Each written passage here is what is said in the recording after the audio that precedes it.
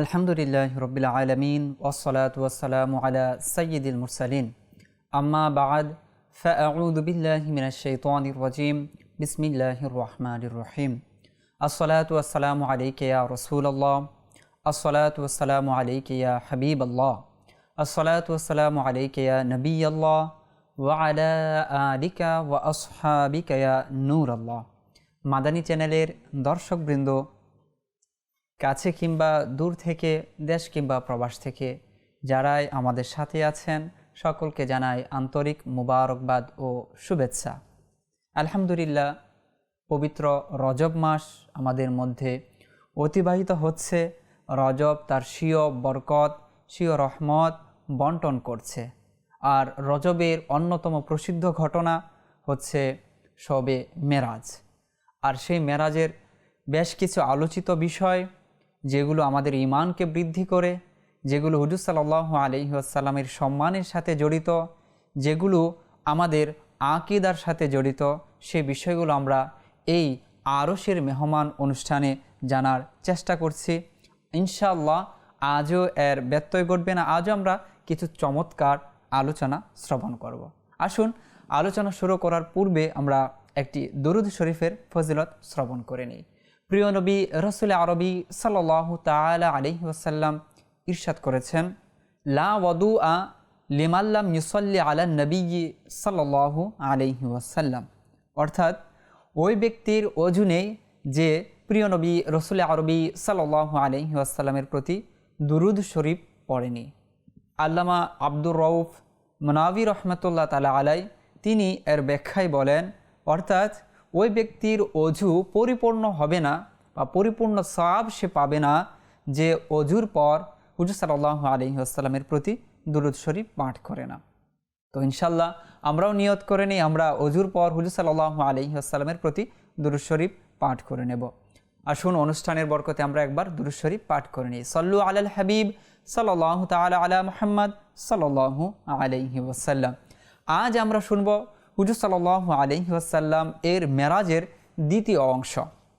আমরা প্রথম অংশ কোরআনের আলোকে সূরা বনী ইসরাঈলের মধ্যে যে প্রথম আয়াতে মেরাজের আলোচনা হয়েছে সেখান থেকে শুনেছি এবং সেই আয়াতের প্রত্যেকটি শব্দের আমরা ব্যাখ্যা জানার চেষ্টা করেছি। সেখানে কি ফজিলত রয়েছে, হুজুর সাল্লাল্লাহু আলাইহি ওয়াসাল্লামের মাহাত্ম্য সেই আয়াতে কিভাবে বর্ণিত হয়েছে, আমরা ইতোমধ্যে সেটা শোনার সৌভাগ্য অর্জন করেছি। আজ আমরা মেরাজের দ্বিতীয় অংশ, যেখানে আল্লাহ পাকের সাথে হুজুর সাল্লাল্লাহু আলাইহি ওয়াসাল্লামের সাক্ষাতের আলোচনা রয়েছে। সাক্ষাৎ কীরকম হয়েছে, সেখানে কি ঘটনাবলী হয়েছে, কোথায় সাক্ষাৎ হয়েছে এবং হুজুর সাল্লাল্লাহু আলাইহি ওয়াসাল্লামের মাহাত্ম্যই বা কতটুকু, সেই বিষয়গুলো এই সূরা নাজমের 1 থেকে 18 নম্বর আয়াত পর্যন্ত বিস্তারিতভাবে বর্ণিত হয়েছে। প্রত্যেকটি আয়াত তো একই অনুষ্ঠানের মধ্যে বিস্তারিতভাবে আলোচনা করা সম্ভব নয়, তবে বেশ কিছু গুরুত্বপূর্ণ এবং বিশেষ যে আলোচনা রয়েছে আমরা সেগুলো করার ইনশাল্লাহ চেষ্টা করব। প্রথমত যে আয়াত রয়েছে সূরা নাজমের, বিসমিল্লাহির রহমানির রহিম, ওয়ান নাজমি ইদা হাওয়া, আমরা এই আয়াতের তর্জমা এবং এর ব্যাখ্যা জানার চেষ্টা করব। এর মধ্যে কি ফজিলত, আল্লাহ পাক কি ইরশাদ করেছেন এবং প্রিয় নবী রাসূল আরবি সাল্লাল্লাহু আলাইহি ওয়াসাল্লামের মাহাত্ম্যই বা এই আয়াতের মধ্যে কি রয়েছে।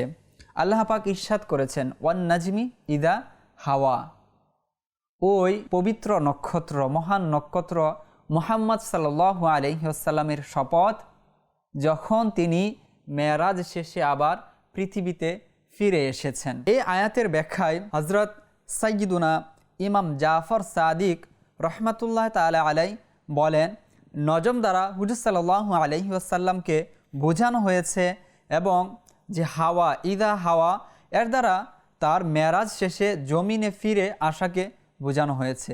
তখন এই আয়াতের অর্থ এটাই হবে, ওই পবিত্র নক্ষত্র হযরত মুহাম্মদ সাল্লাল্লাহু আলাইহি ওয়াসাল্লামের শপথ, যখন তিনি মেরাজ থেকে জমিনে অবতরণ করেছেন।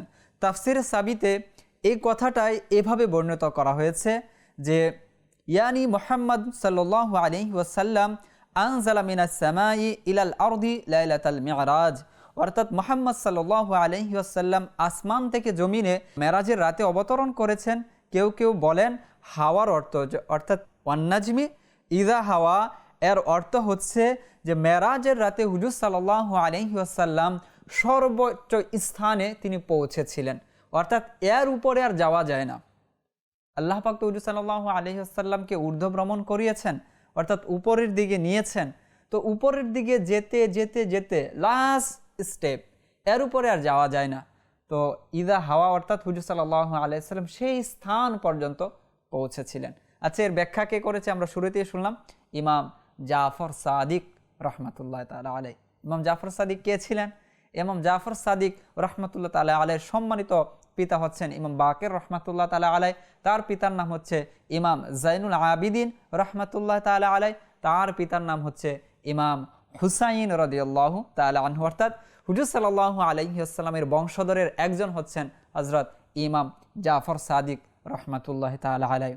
শুধু তার এটাই পরিচয় নয়, বরং তিনি অত্যন্ত উঁচু মাপের একজন আলিমে দ্বীন ছিলেন, মুত্তাকি ব্যক্তি ছিলেন, পরহেজগার ছিলেন। তার ইলিমের বিষয়টা যদি আমরা জানতে যাই, তার ছাত্র কারা ছিল? আল্লাহু আকবার কবীরা। তার ছাত্র ছিলেন যুগের শ্রেষ্ঠ ইমাম, হানাফি মাযহাবের ইমাম, ইমাম আজম আবু হানিফা রহমাতুল্লাহ তাআলা আলাইহি। তার ছাত্র ছিলেন হযরত সাইয়্যিদুনা সুফিয়ান রহমাতুল্লাহ তাআলা আলাইহি। তার ছাত্র ছিলেন হযরত সাইয়্যিদুনা মালিক বিন আনাস রহমাতুল্লাহ তাআলা আলাইহি। অর্থাৎ যুগ শ্রেষ্ঠ যে আলেম রয়েছেন, তাদের উস্তাদ ছিলেন হযরত সাইয়্যিদুনা ইমাম জাফর সাদিক রহমাতুল্লাহ তাআলা আলাইহি। তিনি আর ব্যাখ্যা করেছেন, অর্থাৎ হুজুর সাল্লাল্লাহু আলাইহি ওয়াসাল্লাম ওই রাতে যে মেরাজ করে ফিরে এসেছেন, সেই বিষয়টাকে আল্লাহ পাক শুরুতে শপথ করেছেন এই সূরার। আল্লাহু আকবার কবীরা। তাফসিরে কাবীরের মধ্যে এই নজমের বেশ কিছু আলোচনা হয়েছে, যে নজম দ্বারা আল্লাহ তাআলা কেন শপথ করলেন, হুজুর সাল্লাল্লাহু আলাইহি ওয়াসাল্লামকে আল্লাহ পাক নজম কেন বলেছেন, নজমের সাথে কেন তাসবিহ দিয়েছেন, অর্থাৎ ওয়ান নাজমি, ওই নক্ষত্রের শপথ। নক্ষত্র দ্বারা কে? হুজুর সাল্লাল্লাহু আলাইহি ওয়াসাল্লাম। তো আল্লাহ পাক নক্ষত্র কেন বলেছেন? হুজুর সাল্লাল্লাহু আলাইহি ওয়াসাল্লামকে বলেন যে নক্ষত্রের মধ্যে 4টি অর্থ রয়েছে, এই 4টির অর্থের প্রত্যেকটি অর্থ হুজুর সাল্লাল্লাহু আলাইহি ওয়াসাল্লামের মধ্যে বিদ্যমান রয়েছে। এই জন্যই আল্লাহ পাক নজমের সাথে তাসবিহ দিয়ে এখানে শপথ করেছেন। সেই অর্থগুলো কি? প্রথমত হচ্ছে নজম, এর অর্থ হচ্ছে সুরাইয়া। নজমের অর্থ হচ্ছে তারকা। নজমের অর্থ হচ্ছে কোরআনের অংশসমূহ। নজম এর অর্থ হচ্ছে গাছপালা, বৃক্ষ, ফলফলাদির যে গাছ রয়েছে। এই 4টি অর্থ দেয় এই নজম। সুতরাং প্রত্যেকটি অর্থই হুজুর সাল্লাল্লাহু আলাইহি ওয়াসাল্লামের মধ্যে বিদ্যমান ছিল। কিভাবে? আমরা আসুন সেই বিষয়টা জানার চেষ্টা করি। প্রথমত হচ্ছে, যদি আমরা নজমের অর্থ সুরাইয়া নেই, তো এই দিক থেকে হুজুর সাল্লাল্লাহু আলাইহি ওয়াসাল্লামের মাঝে এই অর্থটা কেমন ছিল? আমরা জানি সুরাইয়া হচ্ছে এক ধরনের বিশেষ তারকা, যা আকাশের মধ্যে বিদ্যমান অন্যান্য তারকার চেয়ে একটু আলাদা। মানুষ দেখলেই বুঝতে পারে যেটা সুরাইয়া তারকা, অন্যান্য তারকার সাথে সে মিলিত হয় না, এবং তার মাধ্যমে বিশেষভাবে কি পাওয়া যায়? এক ধরনের দিক নির্দেশনা পাওয়া যায়। তো হুজুর সাল্লাল্লাহু আলাইহি ওয়াসাল্লামের ক্ষেত্রেও যদি আমরা দেখি, যে হুজুর সাল্লাল্লাহু আলাইহি ওয়াসাল্লামও নিজের স্বতন্ত্র বৈশিষ্ট্য, নিজের আখলাক, নিজের চরিত্র, নিজের ব্যবহার, নিজের যে গুণাবলী রয়েছে, এই গুণাবলী, এই আখলাক, এই চরিত্রের মাধ্যমে তিনি অন্য সকলের চেয়ে স্বতন্ত্র, অন্যান্য আম্বিয়া কেরামের চেয়ে স্বতন্ত্র। সুতরাং স্বতন্ত্র হওয়ার দিক থেকে এবং বিশেষ গুণাবলী হওয়ার অধিকারী হওয়ার দিক থেকে হুজুর সাল্লাল্লাহু আলাইহি ওয়াসাল্লাম কী ছিলেন? ভিন্ন ছিলেন, স্বতন্ত্র ছিলেন।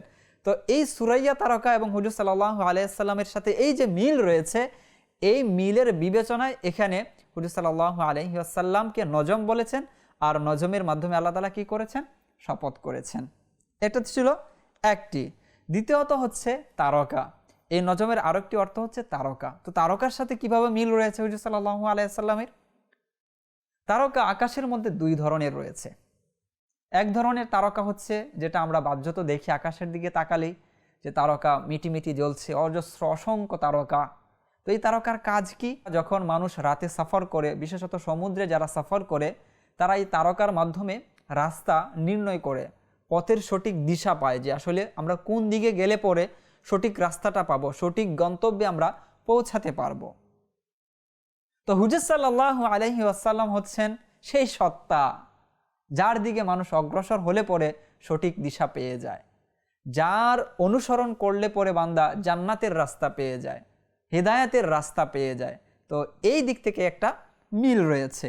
আরেক ধরনের তারকা আছে, যেই তারকার মাধ্যমে আসমানে শয়তানকে বিতাড়িত করা হয়, যেই তারকাগুলো নিক্ষেপ করে শয়তানকে আসমান থেকে তাড়ানো হয়। তো এক ধরনের তারকা হচ্ছে ওই তারকা। তো এর সাথে কি মিল রয়েছে? তো এর সাথে মিল হচ্ছে হুজুর সাল্লাল্লাহু আলাইহি ওয়াসাল্লাম এবং অন্যান্য যত আম্বিয়াই কেরাম রয়েছেন, তাদের বৈশিষ্ট্য হচ্ছে এটা, তাদের মাধ্যমে দুনিয়ায় শয়তানকে বিতাড়িত করা হয়, শয়তানকে দূরে সরানো হয়, পৃথিবীতে শয়তান লাঞ্ছিত হয় এই সকল যে সম্মানিত ব্যক্তি যারা রয়েছেন, হাস্তি যারা রয়েছেন, তাদের মাধ্যমে। তো এই দিক থেকেও আমরা একটা কি পাই? মিল পাই। আরেক হচ্ছে নাজমের অর্থ, সেটা হচ্ছে কোরআন। তো যদি আমরা কোরআন এবং হুজুর সাল্লাল্লাহু আলাইহি ওয়াসাল্লামের সাথে যদি আমরা সামঞ্জস্য দেখি, মিল দেখি, কোরআন হচ্ছে হুজুর সাল্লাল্লাহু আলাইহি ওয়াসাল্লামের এক অনন্য মুজিজা, শ্রেষ্ঠ মুজিজার একটি, যা কিয়ামত পর্যন্ত কোরআন নিজের মুজিজা দেখাতে থাকবে। আল্লাহ পাক হুজুর সাল্লাল্লাহু আলাইহি ওয়াসাল্লামকে এমন একটি মুজিজা অর্থাৎ কোরআন দিয়েছেন, আর এর মধ্যে হুজুর সাল্লাল্লাহু আলাইহি ওয়াসাল্লাম এর সত্য হওয়া এবং তিনি যে সত্য নবী, এর একটি অন্যতম প্রমাণ রয়েছে। তো এর সাথে মিল রেখে এখানে হুজুর সাল্লাল্লাহু আলাইহি ওয়াসাল্লামকে নজম অর্থাৎ কোরআন যে অংশ রয়েছে, মুজিজা রয়েছে, সেটির সাথে মিল রেখে মূলত আল্লাহ পাক কী করেছেন? শপথ করেছেন। সর্বশেষ হচ্ছে এই নজমের অর্থ হচ্ছে গাছপালা, বৃক্ষ, ফল ফলাদির যে গাছ রয়েছে, এর সাথে হুজুর সাল্লাল্লাহু আলাইহি ওয়াসাল্লামের কি মিল রয়েছে? মিল রয়েছে, গাছপালা যখন আমাদেরকে ফল দেয়, আমাদেরকে খাদ্য দেয়, তখন এর মাধ্যমে আমরা কি পাই? শারীরিক এক শক্তি আমরা অনুভব করি। আমরা চলার ক্ষেত্রে শারীরিক যে বিষয়গুলো রয়েছে, সেগুলো আমাদের জন্য এর মাধ্যমে সহজ হয়। কিন্তু শারীরিক বিষয়ের চেয়েও সবচেয়ে গুরুত্বপূর্ণ বিষয় হচ্ছে আকল, মেধা, জ্ঞান, সঠিক বোঝ, মস্তিষ্ক, বিকৃত মস্তিষ্কের অধিকারী না হওয়া।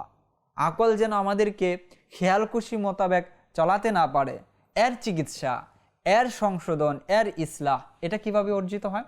এটা হচ্ছে প্রিয় নবী রাসূল আরবি সাল্লাল্লাহু আলাইহি ওয়াসাল্লামের মাধ্যমে। তিনি আমাদেরকে যে রাস্তা দেখিয়ে গিয়েছেন, তিনি মানবতার যে উদাহরণ সৃষ্টি করে গিয়েছেন, তিনি যে বিষয়গুলো আমাদের জন্য কল্যাণকর বলে গিয়েছেন, সেগুলোকে অনুসরণ করা, সেগুলোকে আহরণ করা, নিজের মধ্যে নিয়ে নেওয়া, সেটা হচ্ছে জ্ঞানের সংশোধন, সেটা হচ্ছে আকলের সংশোধন। যেমনিভাবে আমরা ফল ফলাদি খেয়ে শরীরকে সুস্থ রাখি, অনুরূপভাবে আমরা আমাদের মস্তিষ্ককে সুস্থ রাখতে পারি হুজুর সাল্লাল্লাহু আলাইহি ওয়াসাল্লামের ইরশাদের মাধ্যমে। সুতরাং ফল ফলাদি, গাছ, বৃক্ষ, এগুলোর সাথে হুজুর সাল্লাল্লাহু আলাইহি ওয়াসাল্লামের এই দিক থেকে মিল রয়েছে। তো সেই মিলের কারণে এই অর্থে হুজুর সাল্লাল্লাহু আলাইহি ওয়াসাল্লামের আল্লাহ পাক কী করেছেন? শপথ করেছেন। তো আমরা এখানে জানলাম যে ওয়ান নাজমি ইযা হাওয়া, এর অর্থ কি রয়েছে, এখানে শপথ কেন করেছেন, এবং এর মধ্যে হুজুর সাল্লাল্লাহু আলাইহি ওয়াসাল্লামের ফজিলতি বা কী রয়েছে। আল্লাহ পাক আমাদেরকে বোঝার তৌফিক দান করুন। এরপর যে বিশেষ যে আলোচনা রয়েছে, সেটা হচ্ছে 3টি আয়াত আমরা একসাথে আলোচনা করার চেষ্টা করব। সূরা নাজমের বিসমিল্লাহির রহমানির রহিম, সুম্মা দানা ফাতাদাল্লা ফাকানা কাবা কাউসাইনি আও আদনা ফাআউহা ইলা আবদিহি মা আওহা। এই যে 3টি আয়াত, এই 3টি আয়াতের মধ্যে হুজুর সাল্লাল্লাহু আলাইহি ওয়াসাল্লাম যে আল্লাহ পাকের দিদার লাভ করেছেন, কতটুকু কাছে গিয়েছেন, আলোচনা কিভাবে হয়েছে, কি কি আল্লাহ পাক হুজুর সাল্লাল্লাহু আলাইহি ওয়াসাল্লামকে দিয়েছেন, সেই দেওয়ার পরিধিটা কত ব্যাপক, এখানে আলোচনা হয়েছে। আল্লাহ পাক ইরশাদ করেছেন, অতঃপর তিনি আরও নিকটবর্তী হলেন এবং নেমে এলেন। অর্থাৎ হুজুর সাল্লাল্লাহু আলাইহি ওয়াসাল্লাম তো সফর শুরু করেছেন সেই মসজিদে হারাম থেকে, মসজিদে হারাম হয়ে মসজিদে আকসা, অতঃপর যে সুম্মা দানা, একেবারে আল্লাহ পাকের কি হলেন? নিকটবর্তী হলেন। ফাতাদ আল্লাহ, তো সেখানে আল্লাহ তাআলা সাক্ষাৎ করে তিনি আবার কি করলেন? পৃথিবীতে ফিরে এলেন। এবং সেই যে সাক্ষাৎ, সেটা কেমন ছিল? বলে ফাকানা কাবা কাউসাইনি আও আদনা, আল্লাহু আকবার কবীরা। অর্থাৎ হুজুর সাল্লাল্লাহু আলাইহি ওয়াসাল্লাম আল্লাহ পাকের এতটাই নিকটবর্তী হয়েছিলেন যে আল্লাহ পাক এবং হুজুর সাল্লাল্লাহু আলাইহি ওয়াসাল্লামের মধ্যে শুধুমাত্র 2 হাতের দূরত্ব ছিল, আও আদনা, বা এর চেয়েও কম ছিল। এটা তো একটা উদাহরণ মাত্র দেওয়া হয়েছে যে যখন দুজন বন্ধু একত্রে মিলিত হয়, তখন তাদের মিল হওয়ার যে একটা উপমা, সেই উপমাটা আল্লাহ পাক এখানে দিয়েছেন যে দুজন বন্ধু একসাথে হলে পরে সেটা কীরকম হয়, সেখানে ভালোবাসা কীরকম থাকে, বন্ধুত্ব হৃদ্যতা কীরকম থাকে, এটা আল্লাহ পাক একটা উদাহরণ দিয়েছেন। আল্লাহ পাক এবং আল্লাহর হাবিবের মাঝে যে সাক্ষাৎ হয়েছে সেটা কে বর্ণনা করতে পারে? ফাকানা কাবা কাউসাইনি আও আদনা, যে 2 হাতের দূরত্ব বা এর চেয়েও কম। আল্লাহু আকবার কাবীরা। এরপর কি হয়েছে? ফাআউহা ইলা আবদিহি মা আওহা, আল্লাহ পাক তার বান্দার প্রতি যা ওহী করার দরকার তা ওহী করে দিয়েছেন। আল্লাহু আকবার। আমরা জানি মা এর অর্থ ব্যাপক রয়েছে, আম এই শব্দটি, অর্থাৎ ব্যাপক অর্থে এটা ব্যবহার হয়। তো আল্লাহ পাক যখন ব্যাপক অর্থে কোনো শব্দ ব্যবহার করেন, তো সেটার ব্যাপকতা কত হতে পারে, সেটার পরিধি কত ব্যাপক হতে পারে, সেটার মধ্যে সমৃদ্ধি কতটা রয়েছে, কল্পনা করা যায়? আমরা কল্পনাও করতে পারবো না যে হুজুর সাল্লাল্লাহু আলাইহি ওয়াসাল্লামের প্রতি আল্লাহ পাক কি নাজিল করেছিলেন, কি ওহী প্রেরণ করেছিলেন, সেখানে হুজুর সাল্লাল্লাহু আলাইহি ওয়াসাল্লামের সাথে আল্লাহ পাকের কি কথোপকথন হয়েছে, সেটা আল্লাহ পাক এবং তার মাহবুব হুজুর সাল্লাল্লাহু আলাইহি ওয়াসাল্লাম তারাই শুধু জানেন। যে সেখানেই সীমাবদ্ধ, অসংখ্য বিষয় রয়েছে যেটা আমরা জানার, আমাদের আকলও সেটা ধরবে না, এমন বিষয় সেখানে ছিল। আচ্ছা, এখানে যে বিষয়ের আলোচনা হলো যে হুজুর সাল্লাল্লাহু আলাইহি ওয়াসাল্লাম আল্লাহ পাকের কি করেছেন, সাক্ষাৎ করেছেন, নিকটবর্তী হয়েছেন। এর তাফসির কিন্তু আমরা বুখারী শরীফের মধ্যে পেয়ে যান। যেমনটা সহিহ বুখারীর মধ্যে রয়েছে, হুজুর সাল্লাল্লাহু আলাইহি ওয়াসাল্লাম ইরশাদ করেছেন, হাত্তা জাআ সিদরাতাল মুনতাহা ওয়া দানা লিল জাব্বারি রাব্বিল ইজ্জাতি ফাতাদাল্লা হাত্তা কানা মিনহু কাবা কাউসাইনি আও আদনা ফাআওহাল্লাহু ফীমা আওহা ইলাইহি 50 সালাতান আলা উম্মাতিকা কুল্লা ইয়াউমিন ওয়া লাইলাতিন। অর্থাৎ এই আয়াতগুলোরই ব্যাখ্যা হচ্ছে মূলত বুখারী শরীফে, যে হুজুর সাল্লাল্লাহু আলাইহি ওয়াসাল্লাম অতঃপর সিদরাতুল মুনতাহায় গেলেন, আর তিনি আল্লাহ রব্বুল ইজ্জাত জব্বার তার কি হলেন, নিকটবর্তী হলেন। অতঃপর ফাতাদাল্লা আরও কাছে গেলেন, হাত্তা কানা মিনহু কাবা কাউসাইনি, এমনকি হুজুর সাল্লাল্লাহু আলাইহি ওয়াসাল্লাম আল্লাহ পাকের এতটাই নিকটবর্তী হলেন যে উভয়ের মাঝে শুধু 2 হাতের দূরত্ব ছিল, আও আদনা বা এর চেয়েও কাছে। ফাআওহাল্লাহু ফীমা আওহা ইলাইহি, তো ওই মুহূর্তে আল্লাহ পাক হুজুর সাল্লাল্লাহু আলাইহি ওয়াসাল্লামের প্রতি যা ওহী করার দরকার তিনি তা করেছেন। তো এর ব্যাখ্যায় বলা হয়েছে 50 সালাতান আলা উম্মাতিকা কুল্লা ইয়াউমিন ওয়া লাইলাতিন। সেই ওহীর বিষয় হচ্ছে যে আল্লাহ পাক তার উম্মতের প্রতি 50 ওয়াক্ত নামাজ ওহী করেছেন দিন ও রাতে। তো এর একটি ব্যাখ্যা আমরা কি পেলাম, এইখানে পেয়ে গেলাম। এরই ব্যাখ্যা ইবনে আসাকির এবং খতিবে বাগদাদি রহমাতুল্লাহি আনহুমা আনাস রাদিয়াল্লাহু তাআলা আনহু থেকে বর্ণনা করেছেন যে তিনি বলেন যে হুজুর সাল্লাল্লাহু আলাইহি ওয়াসাল্লাম ইরশাদ করেছেন, লাম্মা আসরা বি কররাবানি রব্বি হাত্তা কানা বাইনি ওয়া বাইনাহু কাকাবা কাউসাইনি আও আদনা ওয়া ক্বালা লিয়া ইয়া মুহাম্মদ সাল্লাল্লাহু আলাইহি ওয়াসাল্লাম হাল গাম্মুকা আন জাআলতুকা আখিরান নাবিয়্যিন কুলতু লা ক্বালা ফাহাল গাম্মু উম্মাতিকা আন জাআলতুহুম আখিরাল উমাম। যখন এই হাদিসের শুরুর দিকে যে বিষয়টা আমরা পাই সেটা হচ্ছে যখন হুজুর সাল্লাল্লাহু আলাইহি ওয়াসাল্লাম উর্দু গমন করলেন, তখন আল্লাহ পাক তাকে নৈকট্য দান করলেন, নিকটে নিয়ে গেলেন। এমনকি হাত্তা কানা বাইনাহু ওয়া বাইনি ওয়া বাইনাহু কাবা কাউসাইনি আও আদনা। হুজুর সাল্লাল্লাহু আলাইহি ওয়াসাল্লাম বলেন যে আল্লাহ পাক তো আমাকে নিকটে নিয়ে গেলেন, এমনকি আমি এতটাই নিকটে চলে গিয়েছিলাম যে আল্লাহ পাক এবং আমার মধ্যে শুধু 2 হাতের দূরবর্তী ছিল। অতঃপর আল্লাহ পাক আমাকে বললেন, হে মুহাম্মদ, তোমার কি এই বিষয় নিয়ে কোনো কষ্ট যে আমি তোমাকে সবার শেষে পাঠিয়েছি? তখন হুজুর সাল্লাল্লাহু আলাইহি ওয়াসাল্লাম বললেন, না, আমার তো এই বিষয়ে কোনো কষ্ট নেই। তখন আল্লাহ পাক বললেন, তোমার কি এই বিষয়ে কষ্ট যে আমি তোমার উম্মতকে সর্বশেষ উম্মত করেছি? তখন হুজুর সাল্লাল্লাহু আলাইহি ওয়াসাল্লাম বললেন, না, এই ক্ষেত্রে আমার কোনো কষ্ট নেই। তখন আল্লাহ পাক সান্ত্বনা দিয়ে আরও বললেন যে আমি তোমার উম্মতকে এই জন্য সবার শেষে প্রেরণ করেছি যে অন্যান্য সকল উম্মত তো লজ্জিত হবে, কিন্তু আমি তোমার উম্মতকে লজ্জিত করব না, এই জন্য আমি তাদেরকে সবার শেষে প্রেরণ করেছি। আল্লাহু আকবার কাবীর। এই ব্যাপারে যদি আমরা আল্লামা কুস্তুলানী রহমাতুল্লাহ তাআলা আলাইহি তার একটি উদ্ধৃতি আমরা নেই, বলেন হুজুর আল্লাহ পাককে জাগ্রত অবস্থায় কপালের চোখ দ্বারা এই জিয়ারত করেছেন। যেমনটা এখানে বলা হয়েছে যে তিনি বলেন যে অমিনহা আন্নাহু রাআল্লাহ তাআলা বিআইনিহি। ইমাম কুস্তালানী রহমাতুল্লাহ তাআলা আলাই তিনি বর্ণনা করছেন যে আল্লামা মুহাম্মদ জুরকানী রহমাতুল্লাহ তাআলা আলাই তিনি বলেছেন যে এর মধ্যে হতে এই বিষয়টিও রয়েছে যে হুজুর সাল্লাল্লাহু আলাইহি ওয়াসাল্লাম আল্লাহ পাককে বিআইনিহি কপালের চোখ দ্বারা দিদার করেছে। সুবহানাল্লাহ, সরাসরি চক্ষু দ্বারা হুজুর সাল্লাল্লাহু আলাইহি ওয়াসাল্লাম আল্লাহ পাকের দিদার লাভ করেছেন। এই ব্যাপারে আমরা আরও একটি যদি হাদিস শ্রবণ করি, সেটি বর্ণনা করেছেন ইমাম তাবারানী রহমাতুল্লাহ তাআলা আলাই মুআজামুল আওসাতের মধ্যে। তিনি হযরত সাইয়্যিদুনা আব্দুল্লাহ ইবনে আব্বাস রাদিয়াল্লাহু তাআলা আনহুর একটি কল তিনি নকল করেছেন। আব্দুল্লাহ ইবনে আব্বাস রাদিয়াল্লাহু তাআলা আনহুর অভিমত এটাই ছিল যে তিনি এটাই বর্ণনা করতেন যে হুজুর সাল্লাল্লাহু আলাইহি ওয়াসাল্লাম আন্না মুহাম্মাদান সাল্লাল্লাহু আলাইহি ওয়াসাল্লাম রাআ রাব্বাহু মাররাতাইনি, যে তিনি তার রবকে দুইবার দেখেছেন। যেমনটা কোরআনে পাকের আয়াতের মধ্যেও রয়েছে এই সূরা নাজমের ওয়ালাকাদ রাআহু নাজলাতান উখরা, তিনি স্বীয় রবকে দুইবার দেখেছেন। আমাদের যে আকীদা রয়েছে যে হুজুর সাল্লাল্লাহু আলাইহি ওয়াসাল্লাম আল্লাহ পাকের দিদার করেছেন, সেটা কিভাবে? সেটা হচ্ছে কপালের চোখ দিয়ে। যে মেরাজ সংগঠিত হয়েছে, এই মেরাজ সংগঠিত হয়েছে এর মধ্যে বিস্ময়ের যে বিষয়টা রয়েছে সেটা হচ্ছে সশরীরের সফর। স্বপ্ন যুগে অন্তরের চোখ দিয়ে দেখা, এখানে তো বিস্ময়ের কিছু নেই। স্বপ্ন যুগে তো মানুষ অনেক কিছুই করতে পারে, অনেক কিছু দেখতে পারে, মানুষ জান্নাতেও ভ্রমণ করতে পারে, তো সেখানে তো বিস্ময়ের কোনো কিছু নেই। বিস্ময় কোন ক্ষেত্রে? যখন সরাসরি দেহ এবং রূহ উভয় একসাথে এই দীর্ঘ সফর করবে সামান্য সময়ের মধ্যে, সেখানেই তো বিস্ময় রয়েছে। তো এটাই আমাদের আকাবির যারা আছেন তাদের আকীদা এটাই ছিল, এবং আমরা তাদের উক্তিগুলো ইতিমধ্যে শুনেছি। সূরা নাজমের মধ্যে একটি আয়াত রয়েছে যে ইনদা সিদরাতিল মুনতাহা।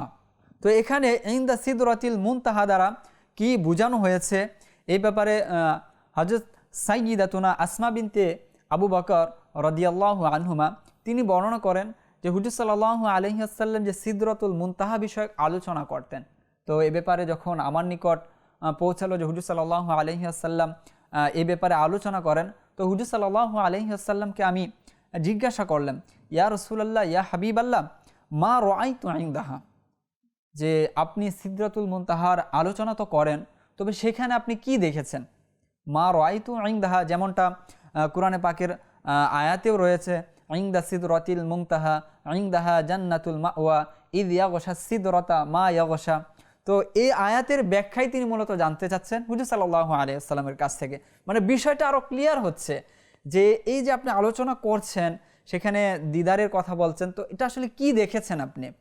তো তার প্রশ্নের জবাবে হুজুর সাল্লাল্লাহু আলাইহি ওয়াসাল্লাম ইরশাদ করেন, রাআইতুহু ইনদাহা ইয়ানি রাব্বাহু, যে আমি সেখানে তাকে দেখেছি। তাকে মানে ইয়ানি রব্বাহু, অর্থাৎ স্বীয় রবের দিদার দ্বারা হুজুর সাল্লাল্লাহু আলাইহি ওয়াসাল্লাম সেখানে ধন্য হয়েছেন, সৌভাগ্যমণ্ডিত হয়েছেন, মর্যাদাবান হয়েছেন। আল্লাহু আকবার কাবীরা। আরও একটি আয়াত যেটির কথা না বললেই নয়, সেটা হচ্ছে মা যাগাল বাসারু ওয়া মা তাগা। হুজুর সাল্লাল্লাহু আলাইহি ওয়াসাল্লাম যে স্বীয় রবের দিদার করেছেন, তখন চক্ষু না কোনো দিকে ফিরেছে এবং তা না সীমা অতিক্রম করেছে। অর্থাৎ চক্ষুর বক্র হওয়া, অধিক যখন তাজাল্লি থাকে, যেমন সূর্যের এক বিশেষ তাজাল্লি আছে, আমরা যদি সূর্যের দিকে তাকাই ভর দুপুরে, তাহলে আমরা কিন্তু সরাসরি চাইতে পারবো না।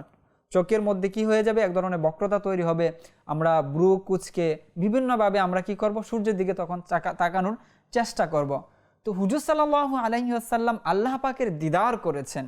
আল্লাহু আকবার, আল্লাহ পাকের দিদার, আল্লাহকে দেখা, এটা তো মামুলি কোনো জিনিস নয়।